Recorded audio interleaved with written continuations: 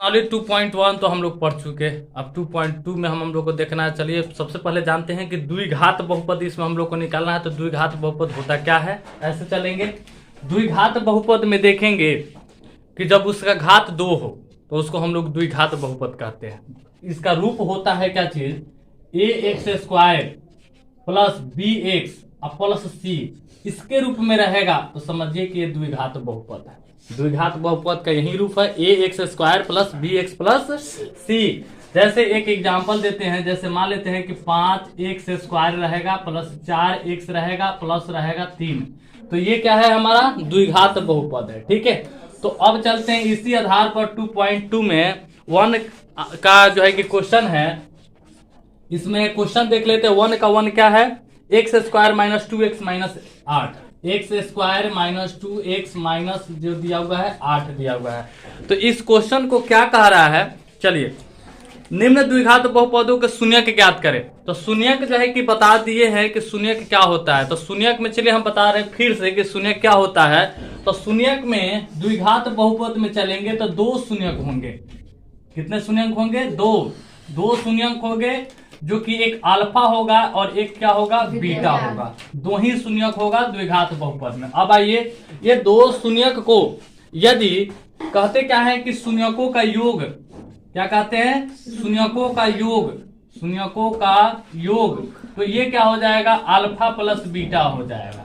शून्यकों का योग जो कहेंगे ना तो अल्फा प्लस बीटा, शून्यकों का योग कहें या अल्फा प्लस बीटा कहें, दोनों बात बराबर है। जैसे यहां पर लिखे क्या चीज, कि शून्यकों का योग, शून्यक क्या है मेरे पास, अल्फा और बीटा, तो इसका योग करेंगे तो क्या हो जाएगा, अल्फा और बीटा हो जाएगा। तो इसका जो है कि मान होता है -b/a। इसका जो है कि फॉर्मूला जो है ये अल्फा प्लस बीटा बराबर होता है -b/a। अब चलते हैं एक और, 2 शून्यक होंगे तो शून्यकों का एक होता है गुणनफल, शून्यकों का गुणनफल, गुणनफल होता है अल्फा गुने बीटा। जैसे यहाँ पे क्या लिख दिए, शून्यकों, तो शून्यक हमारे पास अल्फा और बीटा, गुणनफल कह रहा है तो अल्फा गुने बीटा बराबर होता है c/a, यानी अल्फा गुने बीटा बराबर होता है c/a। ये फॉर्मूला है और इसी फॉर्मूला पर चलना है। और कहा जाता है कि द्विघात बहुपद, तो द्विघात बहुपद जो है कि एक अलग फॉर्मूला होता है जो कि 2 नंबर क्वेश्चन में द्विघात बहुपद निकालने के लिए दे रहा है, तो उसमें हम बताएंगे।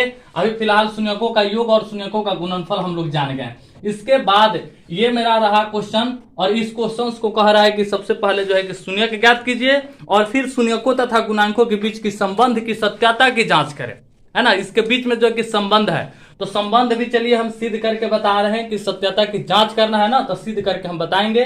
फिलहाल अभी इसका शून्यक निकाल लेते हैं। तो शून्यक निकालेंगे, तो शून्यक निकालने के लिए हम लोग क्या करते हैं, मध्य पद, जो कि हम लोग 9th क्लास में भी पढ़ चुके हैं, मध्य पद निकालना। तो मध्य पद कैसे निकालते हैं, जो कि वो पहले भी मध्य पद के लिए वीडियो बना करके डाल चुके हैं, उस पर आप लोग जा करके देख सकते हैं। ठीक है, तो मध्य पद जो है कि कैसे निकालते हैं, यहाँ पर शुरू और लास्ट में गुना करते हैं। क्या करते हैं, शुरू और लास्ट में गुना। तो शुरू और लास्ट में गुना करेंगे तो कितना हो जाएगा, -8x²। और एक चीज ध्यान में रखना है कि शुरू वाला जो नंबर होगा और लास्ट वाला नंबर होगा उसका कोई चेंजिंग नहीं होता है। ओनली चेंजिंग हम लोग को करना है तो ओनली बीच वाला नंबर को हम लोग को चेंजिंग करना रहता है। ठीक है, तो इसको ऐसे चेंजिंग करते हैं कि जोड़ने या घटाने पर, कभी कभी क्या होता है कि जोड़ देने पर आ जाता है, कभी कभी क्या होता है कि घटा देने पर आ जाता है। तो कितना आ जाएगा, तो शुरू और लास्ट में जो गुना किया रहेंगे ना, तो गुना करने पर उतना आ जाना चाहिए और जोड़ने या घटाने पर हम लोग का इतना आ जाना चाहिए जो पहले है। तो वो 2 नंबर कहां से आता है, तो 2 नंबर जो है शुरू और लास्ट में गुना किया है ना, उसका खंडित करेंगे, यानी 8 का खंडन करेंगे तो 2 चौके 8 और 2 दूना 4।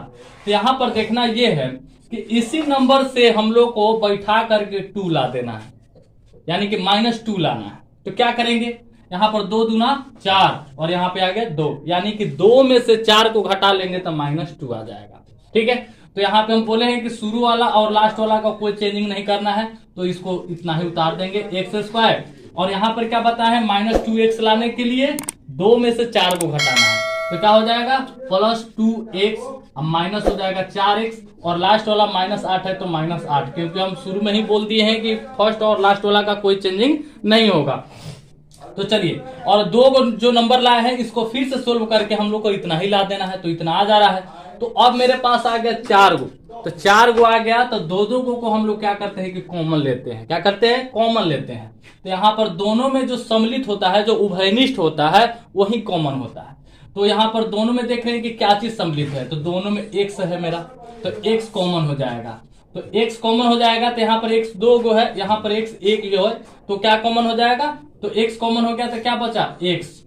और यहाँ पर देखेंगे x कॉमन हो गया तो क्या बचेगा? 2 बचेगा। अब यहाँ पे देखिए, यहाँ पर माइनस है तो माइनस, यहाँ पर जो रहेगा सो चिन्ह लिखना है। यहाँ पे माइनस है तो माइनस हो जाएगा। और क्या होगा? इसमें तो x कॉमन नहीं हो सकता है क्योंकि दोनों में x सम्मिलित नहीं है। तो इसमें क्या होगा? 4 को कॉमन ले लेंगे क्योंकि 4 के पहाड़ा में 8 भी है। तो 4 को कॉमन लिए तो क्या बचा? x बचा। और यहाँ पर माइनस, और ये माइनस हो जाएगा प्लस। अब यहाँ पे 4 के पहाड़ा कितना तक पढ़ेंगे? 2 तक, तो हो जाएगा 8। तो अब यहाँ पे हमको ये देखना है कि ये दोनों कोष्ठ का जो आएगा ना, दोनों कोष्ठ में बराबर आना चाहिए। अगर बराबर नहीं आता है तो समझिए कि हमारा जो कॉमन ले रहे हैं ये गलत है, कहीं ना कहीं गलत है, जिसके कारण जो है कि सेम नहीं आ रहा है। सेम इसको आना ही चाहिए, ये आना ही चाहिए सेम। और यहाँ पे चिन्ह भी सेम आना चाहिए। यहाँ पे प्लस है तो यहाँ पे प्लस आना चाहिए, ये माइनस है तो माइनस आना चाहिए। अब देखिए, इसमें का कॉमन लिया गया है कितना? x लिए हैं, और इसमें का कॉमन कितना लिए हैं? -4 कॉमन लिए हैं। तो क्या होगा? यहाँ पर ये हो गया 1, और ये दोनों कॉमन, दोनों जो एक सेम हो रहा है इसको 1 लिखते हैं। जैसे क्या होगा? x + 2। ठीक है। अब देखिए ऐसे खींच देंगे, इसका शून्यक निकालना है। तो ये हो जाएगा x - 4 बराबर क्या होगा? 0। तो x बराबर हो जाएगा 4। और यहाँ पर देखेंगे x + 2 बराबर होगा 0, तो x बराबर हो जाएगा -2। यानी मेरे पास 2 शून्यक आ गए, यानी एक 4 आ गया, एक -2 आया। तो एक अल्फा का मान आया और एक क्या आया? बीटा का मान आया। तो ये शून्यक निकालने के लिए कह रहा था, तो शून्यक बराबर हम लोग ऐसे लिख सकते हैं, शून्यक बराबर 4 और -2। ठीक है, ये ऐसे लिख सकते हैं। लेकिन अब क्या है ना कि इसमें शून्यक निकालने के लिए कह रहा था तो वो तो हो गया, लेकिन फिर कह रहा है शून्यकों तथा गुणांकों के बीच संबंध की सत्यता की जांच करें, है ना। क्या कह रहा है? गुणांकों तथा शून्यकों के बीच के संबंध की सत्यता की जांच करें। तो वो कैसे जांच करेंगे? तो ये इस पर जांच करेंगे। किस पे जांच करेंगे? अल्फा + बीटा पर और अल्फा × बीटा पर। चलिए, अब यहाँ पे शून्यक मेरा निकल गया, तो अब हम लोग संबंध की सत्यता की जांच करना है गुणांकों के बीच का। तो अब हम लोग क्या करेंगे? लिखेंगे यहाँ पर शून्यकों का योग। क्या लिखेंगे? शून्यकों का योग लिखना है, शून्यकों का योग। तो शून्यकों का योग हो जाता है हमारे पास अल्फा + बीटा। क्या हो जाता है? Alpha + beta. यहाँ पर अल्फा + बीटा, यानी कि मेरे पास एक अल्फा का मान जो है कि क्या आया है? 4 आया है, और बीटा का मान क्या है? -2 आया है। कोई भी कर सकते हैं, ये नहीं कि हाँ ये अल्फा का मान ये बीटा का मान है तो ये अल्फा का मान ये बीटा का मान नहीं होगा, ऐसा कुछ नहीं है। दोनों में किसी का वैल्यू मान सकते हैं। तो अब आइए, एक आ गया है 4, तो 4 हो गया। अब प्लस यहाँ पर बीटा का मान आया है -2, तो क्या हो जाएगा? -2। ठीक है, तो ये कितना हो जाएगा मेरे पास? 4 + 2, यानी कि 4 - 2 हो जाएगा। प्लस माइनस माइनस हो जाएगा, 2 हो जाएगा, तो बराबर हो जाएगा 2/1।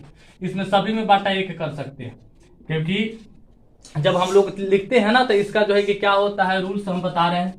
यहां पर क्या हो जाएगा? 4 - 2 बराबर 2, बाटा में हम लोग 1 कर दिए। तो यहां पर लिखेंगे क्या चीज?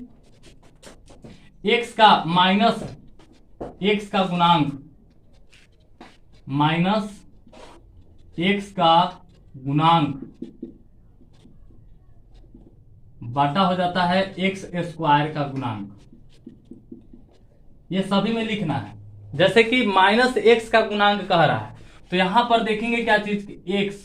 x का गुणांक यहां पर देखेंगे क्वेश्चन में, x मेरे पास यहां पर है, और x² का बात कहेगा तो x² में जाएंगे, और x का बात कहेगा तो x में जाएंगे। तो यहां पर देखिए x का गुणांक जो है कि क्या है? 2 है मेरे पास, क्योंकि -2 है तो यहां पर माइनस रहता है। माइनस क्या होता है? यहां पर हम बता दिए कि -b/a। तो -b कहने का मतलब यहां पर क्वेश्चन देखिए, ये a का वैल्यू है, ये क्या चीज का है? b का है, और ये क्या चीज का है? c का है। ठीक है ना, इतना याद रखना है।